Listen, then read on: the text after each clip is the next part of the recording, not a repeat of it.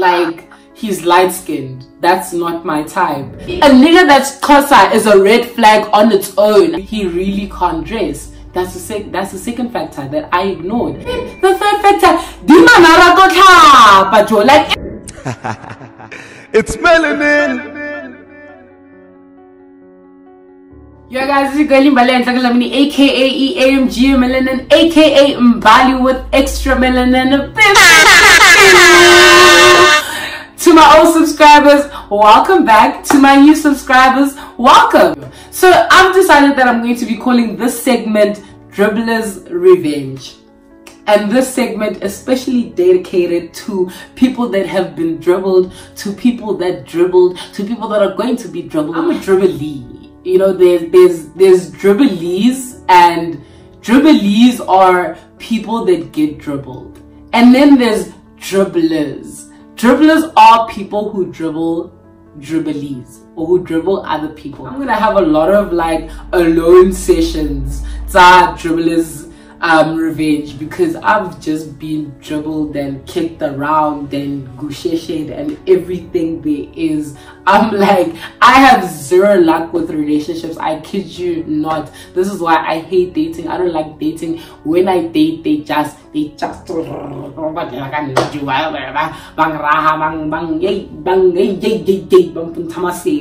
so Dribblers Revenge is basically going to be a platform for people to join me on my channel, and we're just going to like talk about their experience of dribbling or being dribbled by people, you know. It's going to be an open platform, so if you see this and you feel like you can come down to where I live, you can hit me up and then you can come through and we can like record and talk to the people, and you know, fall into the trap of being dribbled. You know what I'm saying? Last year, 2018, I met this guy. I was at an event for a promotion and I met this light-skinned XHOSA guy. And first of all, like for me, a red flag is being light-skinned. Like I don't trust light-skinned niggas. I don't like light-skinned niggas. I don't date light-skinned niggas. Like I want nothing to do with light-skinned niggas. That is me, that is my rule, that is my preference, and I've always been proven right about light-skinned niggas. Like I just don't want them. I can't. You know? So I meet this guy in November, and when I get to the event, this guy's like taking pictures around and whatever, and then he comes to me, he's like, can I please take a picture of you? So I was with my best friend, I was with Fumani, and he's like, can I please take a picture of you? Fumani and I were working together, so I was like, yeah, sure, you can take a picture of us. And he's like, no, I just want a picture of you. And I was like, that's kind of weird, because we're here to promote our stuff, and now you want a picture of me alone. Like I don't want that. And then he's like, please, oh my gosh, you look so good, please, can I please take a picture? And I was like, okay, just calm down, you can take a picture of me. So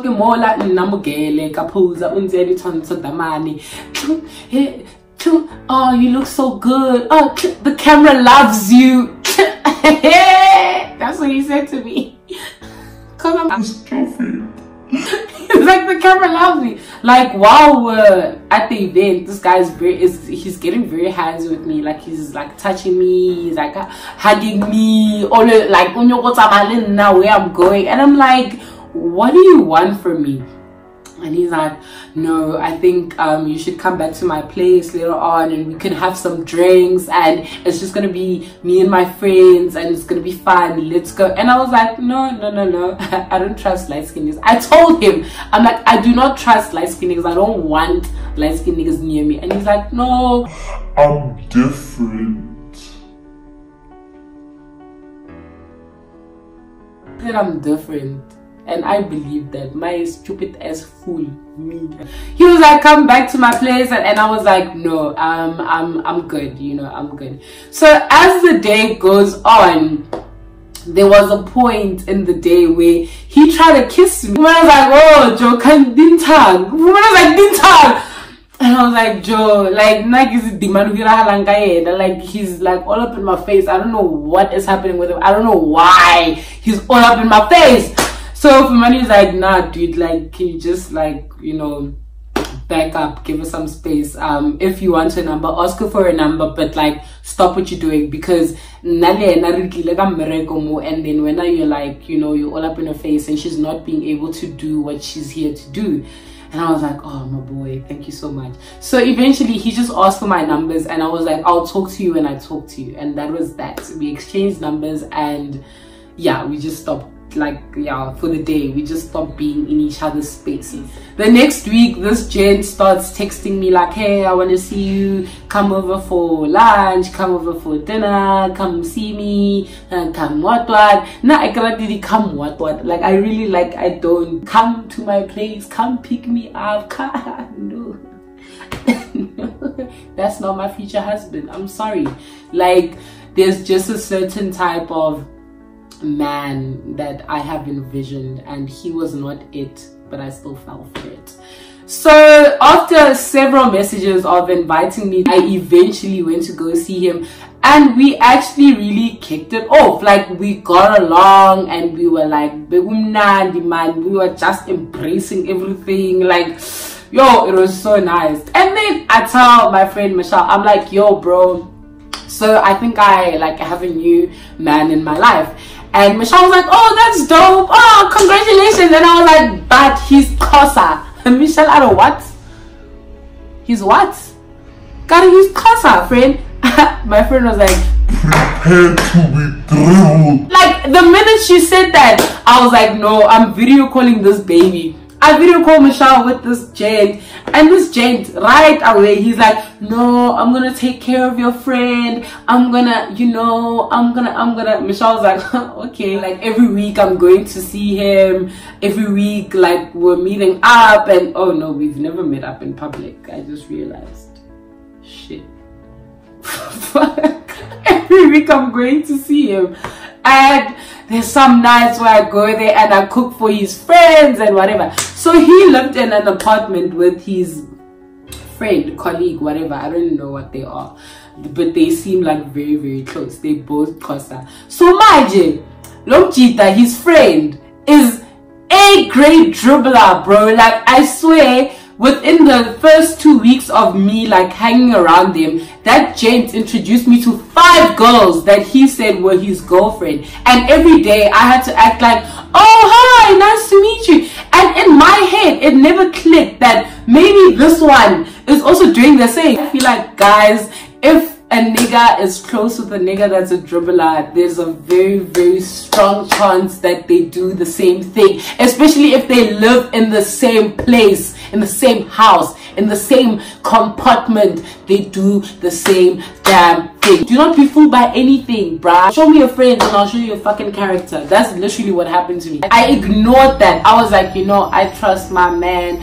my boo, my everything. And then there was a day where some of their friends from Cape Town came down, and he was introducing me as his girlfriend. And I was like, no, don't introduce me as your girlfriend, because I'm not your girlfriend. Nakinyaka proposal, can you please be my girlfriend? And I'll be like, yes, I want that. I want to like a proposal. So he didn't do that, and he was just introduced me as his girlfriend. I'm like, no, you don't do that. He was like, no, but baby, you're my girlfriend, eh? I love you. I just fell for it, guys. Like, I literally just fell into the trap of a XHOSA man. I fell into that trap and I just sunk. You know, like, quicksand. That's literally what happened to me. I put my foot into the quicksand and I sunk. Every time I went to go see him, he was in like clothes from Maloba, Joe, and I had to force him, like, dude, no, go bath. And he didn't want to bath. He didn't like bathing. And I got dribbled by a nigga. I got dribbled by a hobo. Basically, a hobo that had a place to stay. That's what happened to me. In January, we spent New Year's together, and I actually ditched my best friends for that nigga on New Year's. So I spent New Year's with him, and for me, like, it was pretty fucked up, because when 12 o'clock hit for 2019, we prayed together, and we prayed for our I prayed for our relationship, and I was like praying there, and I'm sure his eyes were open while I was praying. I felt something when I was praying. I don't just pray for a relationship, you know what I'm saying? The next couple of days we were talking, things were fine and everything.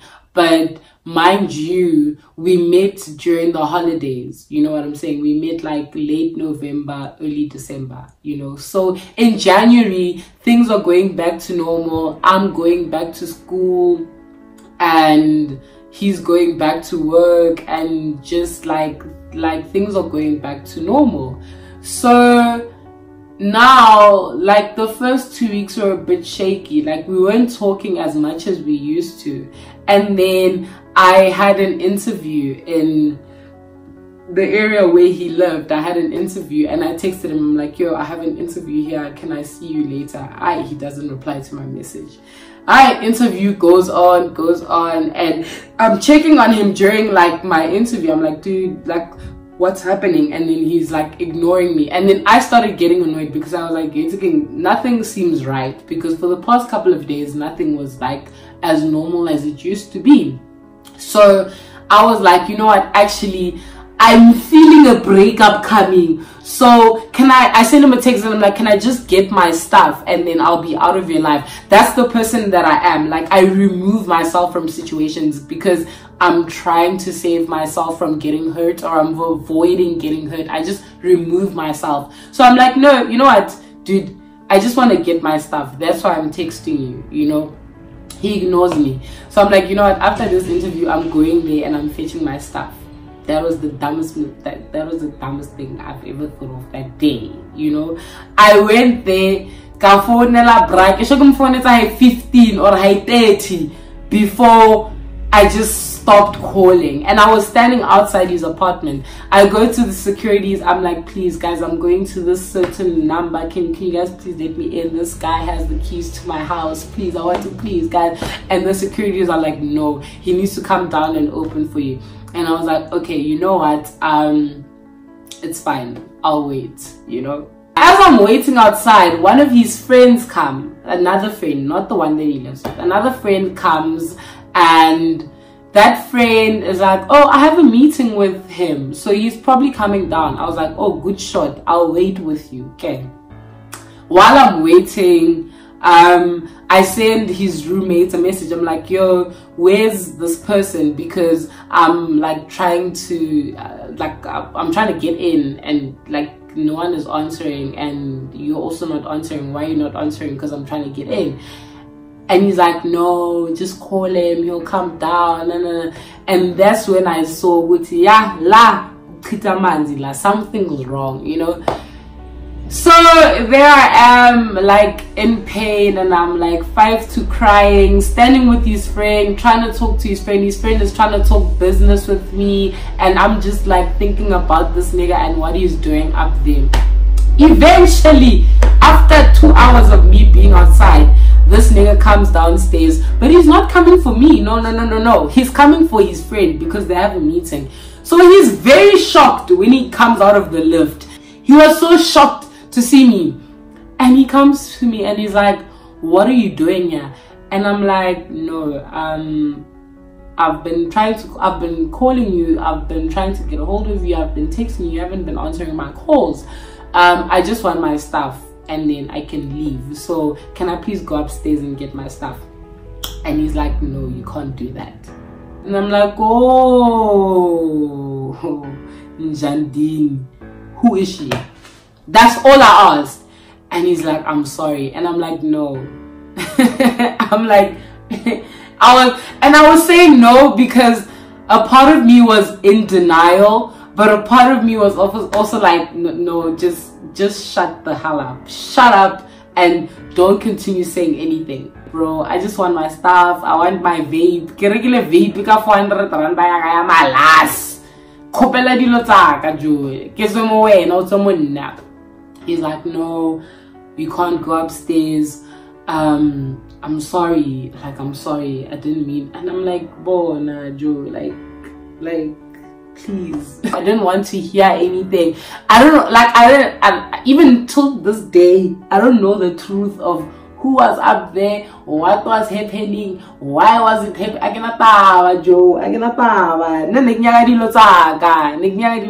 Like, ish, I just wanted my stuff, you know. After like a few minutes of going back and forth, I was like, you know what? You know where I live and you know where I work. So can you just send the stuff to either of the addresses, and then you and I, that will be that, you know. I didn't want to fight. I really didn't want to fight, because I knew from the get-go that getting with a light-skinned nigga was going to fuck me over. I knew. I was like, you know what, dude, like, don't explain, Kesharp, I don't want to know. Just send the stuff to wherever I am, and that will be that. So those are the first weeks of January, and he hadn't sent my stuff until it got to end of Jan. And I text him and I'm like, yo bro, I'm still waiting for my stuff. Like, what's happening? Now I'm angry. I'm no longer the girlfriend. So I'm like, yo bro, where's my stuff? What am I waiting for? What's your problem? No.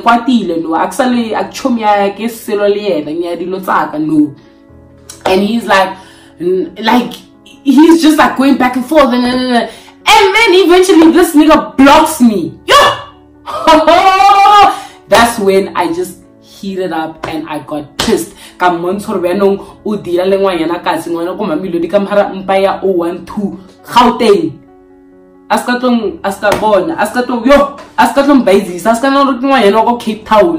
I called him and I was like, bro, you better unblock me, because I want my stuff. I don't want anything from you. I'm supposed to be the one that's blocking you. I didn't cheat on you. You're the one that cheated on me. So why are you blocking me? Because you still have my stuff. I want my stuff. That was my chat. I did not want anything from it. I don't want an explanation. I didn't want love back. I didn't want anything. I just wanted my stuff.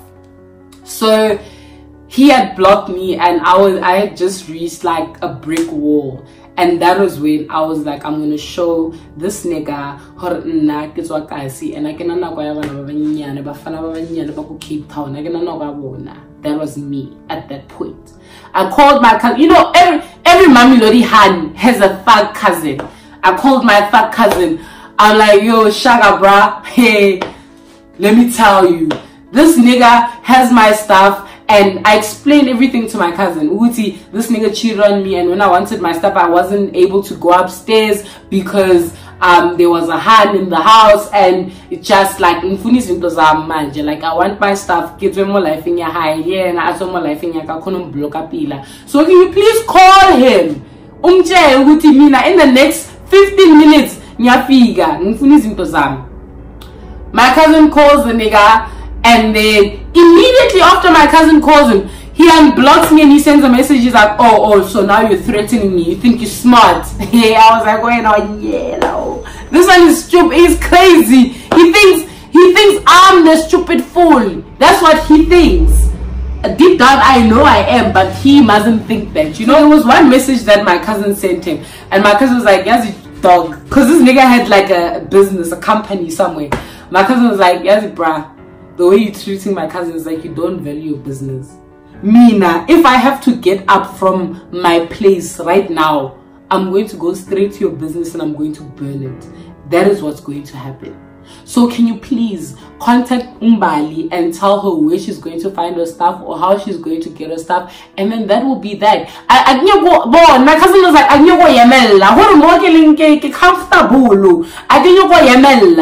hanka yemela.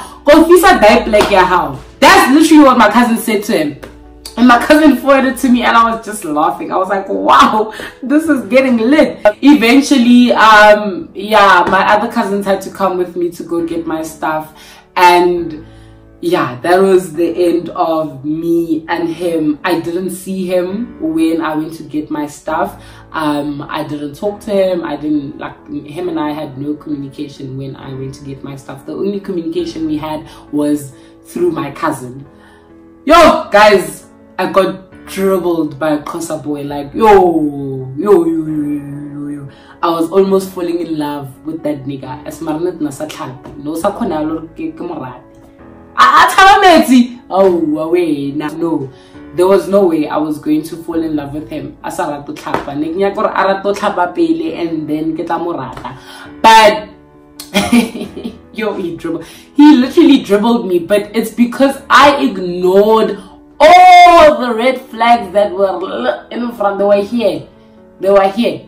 The red flags were waving over here. Me, I was blind, ignoring them. I ignored every single red flag that was coming my way. I got dribbled. I'm a dribblee. I got dribbled by a XHOSA gent, and it's never gonna fucking happen again because I'm done. Like, I'm done. I don't want a XHOSA nigga near me. They must stay far away from me. Like, I went through a month of grieving his death in my system. I was grieving him. But it's done. If you feel like you've been dribbled, or you're being dribbled, or you're dribbling someone and you want to talk about it, here is the platform, Dribblers Revenge with Mbali with extra melanin. I'm super excited for the segment. I hope you guys enjoy it. The first story wasn't that fun. I really hate that nigga, honestly. But it is what it is. If you want to be on this segment, or if you want to talk about it, if you want to tell me about it, and whatever you want to do, I feel like the way you deal with things, or the way you can cope with something, is if you've spoken about it. So I'm just giving everybody a platform to just release. Once we've spoken about it on this platform, I never mention a hat. Who's that guy? Don't ask me about it. I'm done. This is the last time we're talking about him. This is the last time we mention him. This is the last time we think about him. It's done. I wasn't even thinking about him until I had to record this. So once someone has spoken about the way that they've been dribbled on this platform, we never speak about it again. Alright? Alright. It's your girl Mbali, aka EMG Melanin Mbali with extra melanin. Thank you so much for coming back to my channel, for subscribing, for liking, for commenting, and for continuing the conversation. If you haven't done any of that, you better do it right now. Like, subscribe, comment, and continue the conversation, and then join the notification gang, me bra. I saw the rest of the so you are bra.